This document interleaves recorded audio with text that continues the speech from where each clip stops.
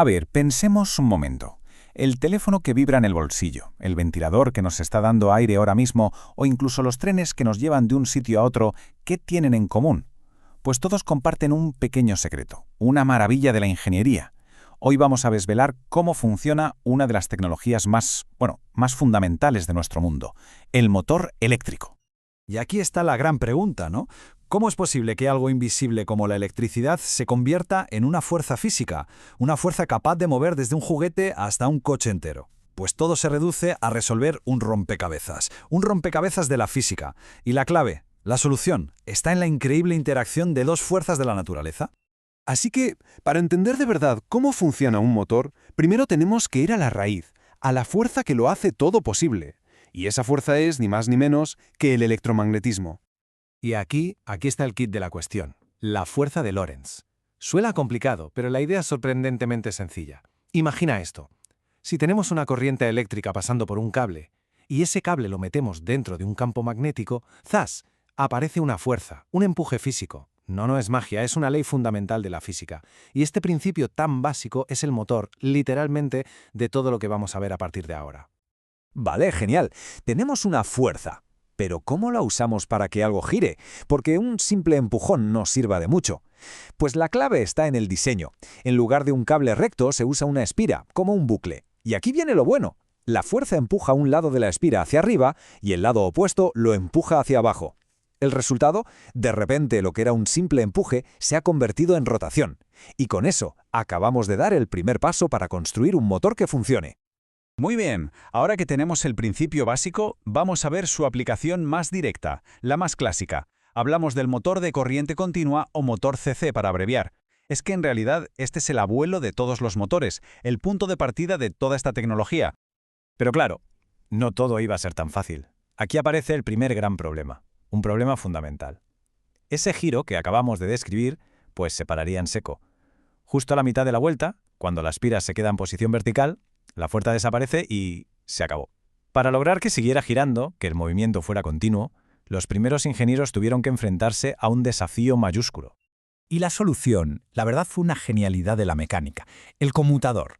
A ver, para que nos hagamos una idea, es como un interruptor giratorio súper inteligente. Su única misión es invertir la dirección de la corriente justo en el momento exacto, en el instante en que la espira pasa por la vertical. Al hacer eso, consigue que la fuerza de Lorentz siga empujando siempre en la misma dirección de giro. Una solución simple y brillante. Pura genialidad mecánica, la verdad. Pero este diseño, el del motor de corriente continua, es un poco un arma de doble filo. Esconde una paradoja, porque las mismas piezas que permiten que funcione, esas escobillas que rozan constantemente contra el conmutador para pasarle la electricidad, son también su talón de Aquiles, su mayor debilidad. Ese roce constante genera chispas, provoca un desgaste físico tremendo y, claro, exige un mantenimiento constante. A ver, que funcionaba, sí, pero estaba muy lejos de ser una solución perfecta. Así que el siguiente paso era obvio, ¿no? Se necesitaba una forma de construir un motor que no tuviera piezas rozando entre sí, que no se desgastaran. Había que eliminar el contacto físico. Y la solución fue una idea totalmente revolucionaria que lo cambió todo. El motor de corriente alterna.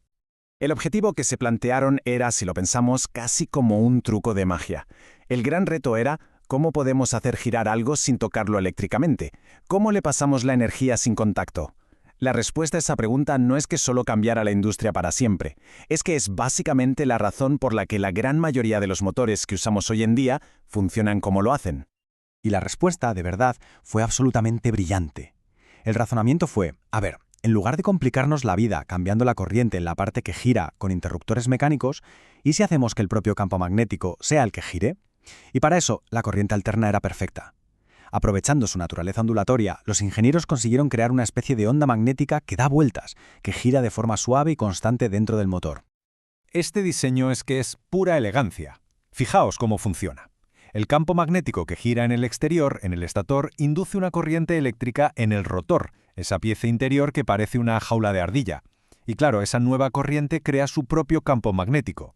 ¿Y qué pasa entonces? Pues que el campo del rotor es arrastrado, es como si fuera remolcado por el campo giratorio del estator. Es exactamente como la imagen de la zanahoria en un palo. El rotor la persigue sin parar, pero sin llegar a tocarla nunca. Y todo esto sin escobillas, sin conmutador, sin chispas.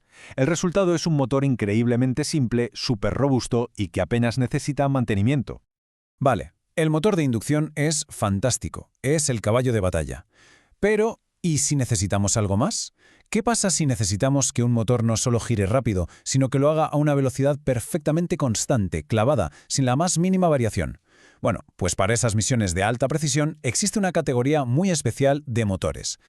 Y esta es su característica definitoria, la clave de todo. La velocidad de un motor síncrono es constante. Y cuando digo constante, es absolutamente constante. No le afecta la carga que le pongas. Su velocidad está enganchada, perfectamente sincronizada con la frecuencia de la red eléctrica. El ejemplo del reloj de precisión es perfecto. No nos sirve que vaya casi a la velocidad correcta. Tiene que ser exacta y punto.